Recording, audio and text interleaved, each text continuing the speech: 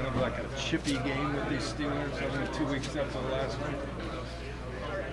Yeah, I'm expecting a hard-fought game. It's gonna be tough, physical. It always is. Of course, Coach Tomlin gonna have it on their mind, and we're gonna be ready too. After the game, they did a lot of talking about how the snow was the deciding factor in that game. Is that something you guys paid attention to, care about going into this game? I don't know. We got to win. They got to say something when they lose, I guess. I remember you got asked about this, but you're getting fined for the ball stand in Georgia. Surprised that there was nothing for him? Not really. The second guy always gets caught. I understand that, and I cost the team some yards, so dumb on my part.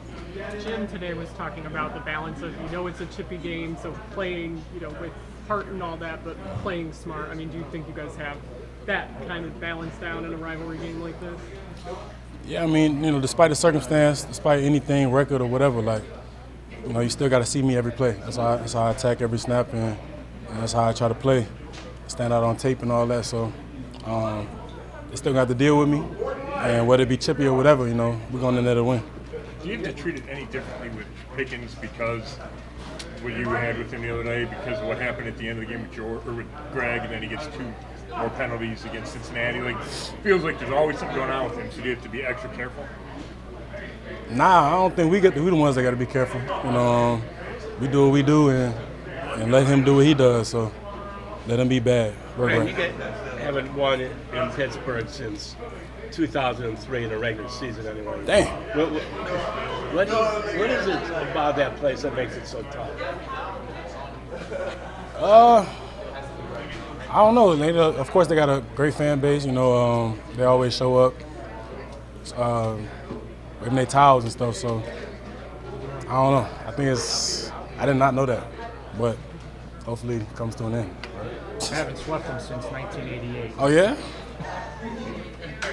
Keep that in mind. What would it mean for you guys to pull that feat off, knowing it hasn't been done in a while? Like beat them twice a year, especially in a season where some of your bigger goals obviously have kind of gone to the wayside, but it's some smaller goals you can accomplish like that. I know Cleveland will be feeling good about that, but we just trying to win, man. I don't care who it is, who it's against. You know what I'm saying? We know it's the Steelers, but I'm just trying to feel that winning feeling.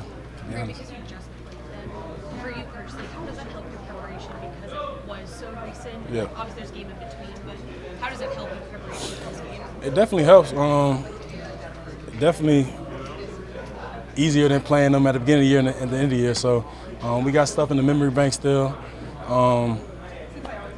We know this team like the back of our hand, and we prepare for them. But we can't, ride that last, 2 weeks ago win and think it's going to be a rollover win again because, they're coming with it. We understand it. Grant, I asked Jim Schwartz about the explosive plays you guys applied. You're approaching 60 of the 20-plus variety, but 12 of those have been 40 or more yards. And Jim said that, it's hard to fix something when there's no consistent metric between those plays. So I guess, what's it going to take for you guys to clean those up and, not allow those big plays to cost you games? Yeah, the one last week, unacceptable. It's 3rd and whatever. It's 15, 13, I don't know what it was, but 90-yard touchdown is we got to knock it down. So, we just see ourselves beating ourselves, man, and it comes back on us in the end and results in losses. And that's been the theme this year. Not the theme, but it's been occurring a little bit too much. So we got to finish strong at this point. We playing for your love of the game and to be a spoiler. If you can have it, if I can have it, you can have it. So that's how I'm playing. Speaking of sports, you said the interception Denzel made that Denzel was one of the best he'd ever seen. Yeah. Just in general. One of the best he ever seen? Yeah, he did say that. The way he stretched out deep in the field. Then he had the one where he caught like this?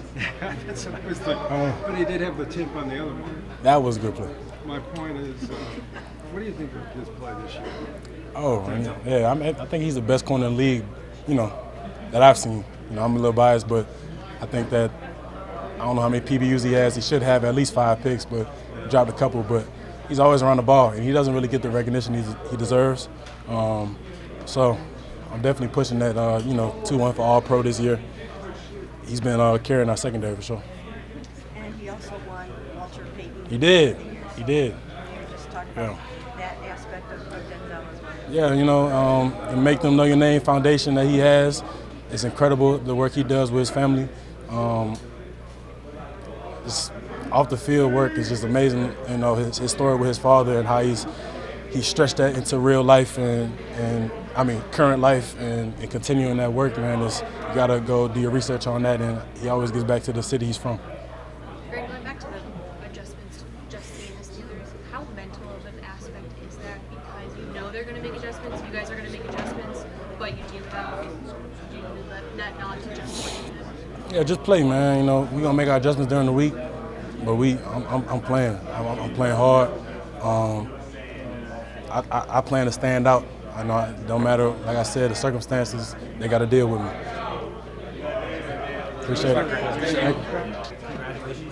Appreciate that. Thank you. What does it mean to be nominated as the Sportsman?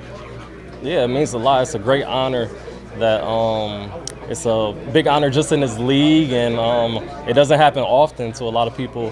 For me to be able to have the opportunity for it to happen twice, it just means a lot. And I know it means a lot to my mom as well, and my brother, and everyone that takes part in my foundation and trying to spread heart health awareness. So definitely means a lot, and going to continue to try to make a positive impact in the community and in the world. Make Them Know Your Name Foundation. I mean, you guys, it's grown so much over the past couple of years. To see the things you were able to do, and then for it to culminate in an all-field award. What does that mean to you with that foundation in mind specifically? Yeah, it means a lot. It just shows that the efforts that we've been doing has been paying off and helping and working, and so we're going to continue to push forward.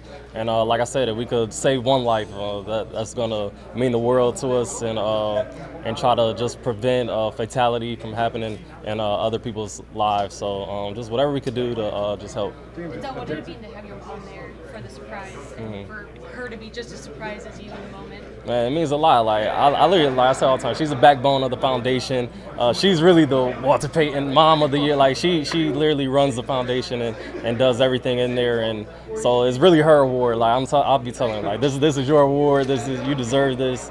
And but I really appreciate her. She does a lot for the foundation and getting it going and setting up the events. And so I know she's appreciative of it as well. So we know that your father is sort of the motivation behind starting it. Just how proud are you, or how much pride do you take in being able to sort of just like keep his legacy and his life going in a cool way, like with your foundation and with the way things are? Yeah, it means a lot. I feel that he definitely set his own legacy, and but like you said, just trying to continue to keep his name out there, and like I said, just save lives, help as best way as we can, and but definitely means a lot though. This year started with you being voted a captain for the first time in your career, man of the year, one of your best years on the field. How do you balance it against one of the worst team records of your career? Yeah.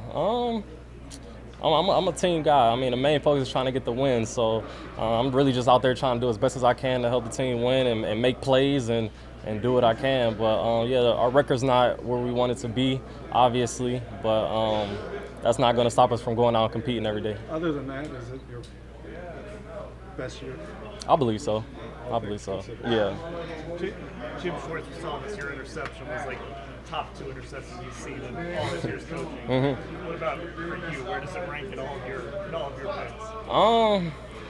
I don't know. I think in all of my interceptions, I don't think it's my top 2. It is up there though. It is up there. But I was talking to him about it. I told him it's number 1 for him though. It got to be number 1 for him. But Delpit said all you did was go. hey, I was just glad I was able to get my hands on the ball. So. What would be number 1, the one in Cincy? Which The one you took it all the way Yeah, I back? think that's probably number 1 right now. Yeah, for me. You guys have really struggled with the explosive plays this year. And I asked Jim about it. He said the difficult part of making corrections is that there's no common theme. It just seems to be a different situation every time you guys give one of those. How frustrating is that? And just like, as one of the better players in the backfield there, like what can you guys do to try and limit those from beating? Yeah, just taking pride in our assignment and executing it to the best of our ability. Like I said, it's going to be different plays each week. Guys run different schemes and do different things as different players, and we're just trying to eliminate it all we be playing a good game, but then sometimes we let one get loose, and we just gotta try to find a way to eliminate it and play a clean game. How close were you on that 93 yards? Man, I keep beating myself up about that one. I feel I could have made a great play on that. I was right in position, just let it slip through. He threw a great ball, so it's definitely big shout out to Nixon and his accuracy and able to zip that ball in there. There's a picture that looked like it was going through your arm. Did it go through your arms? Or I don't think I touched it. I tried to come over the top and get it, and like I said, he threw a great ball and was able to get it in there. Denzel, you said that this was your best year. Obviously, we know the stats are, but why to you does this year feel like your best? Why does it feel like my best? Yeah. I just feel like I'm just playing with confidence and just enjoying playing with my brothers out there. So it's been fun. Like I said, our record's not where we want it to be, but just being able to be out there with my guys and playing a game of football, it's been exciting and making plays out there. Pickens is a guy that Tomlin seems to be trying to coach away from blowing up. He had 2 personal fouls against Cincinnati. Is that an advantage you guys can take? I mean, is that something you guys can take advantage of, getting under his skin legally? Yeah, I mean, potentially. Well, we just go out there and play our game. We're not going to get too caught up in all the extra stuff.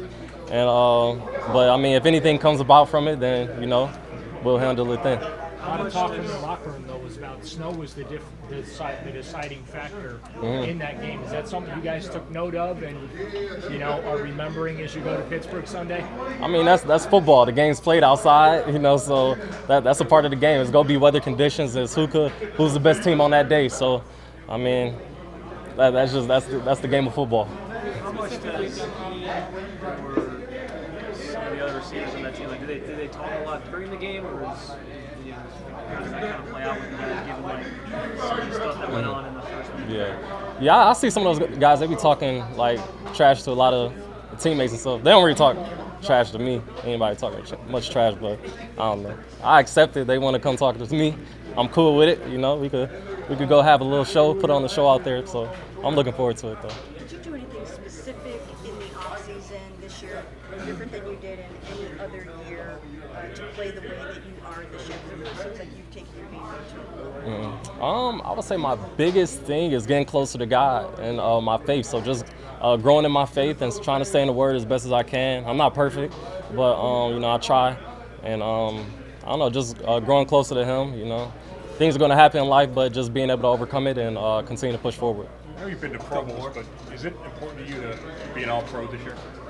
Definitely. I definitely plan and want to be All-Pro, make the Pro Bowl. I'm trying to put as best tape out there as I can and help this team win as best as I can. It's definitely something goal of mine that I plan to achieve. Thank you, guys. Congrats. Organization hasn't swept the Steelers in the season since 1988. Obviously throughout your career, it's been a tough place to play. Just what would it mean for you guys to pull something like that off in a season where some of your bigger goals obviously have kind of gone away from you? Yeah, it's a big challenge.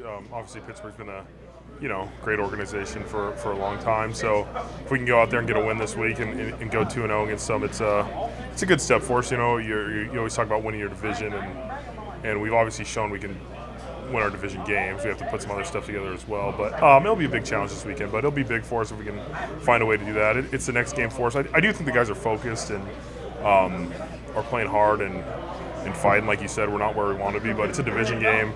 We just played them. There's some chippiness. I think the guys will be focused and ready for the challenge. Is there something about that building? I mean, you've played there a bunch of times. And is there something just about walking in that place that gets you? I think a home field advantage. You have a great defense. You have a great defense, and you're plus 15 in the turnover margin this year, and they're usually probably high in the turnover margin. It's a good recipe for winning. But like you said, we've struggled there in my career, so it's been a challenge. But I wouldn't the fans are good. They scream, they yell, but it's nothing that we don't deal with. The Broncos fans were good, the Saints fans were good. You go on the road in the NFL, they're good fans. So it's just a challenge for us. But I think we focus on ourselves and understand the fundamentals and execute the game plan, we'll have a chance. Joel, I think it sounds like they're going to have Highsmith back, just having him and TJ and Cam. Like, how different does that pass rush look when he's out versus when he's in? Yeah, I mean, they've had some guys. Herbig stepped up for him, and he was playing really well. But Highsmith dynamic, we've played him a bunch. He has a killer spin move. He's, they all go to the same school of pass rushing, but it'll be interesting. Maybe they'll throw Herbig or Highsmith or Watt on the inside a little bit more on third down, situations. But it's a big challenge. They, you can never have too many pass rushers, and they have a good crop of them. So it'll be a good challenge for us, but we'll be ready, and we're expecting them to come out and play. So it'll be a good look for us. Jameis was so hard on himself after those pick sixes Monday night. How have you seen him kind of rebound and handle himself in the couple of days since you guys come back? Yeah, he same old Jameis. He took all the blame, and it's a team game. Like, it's not all one guy's fault.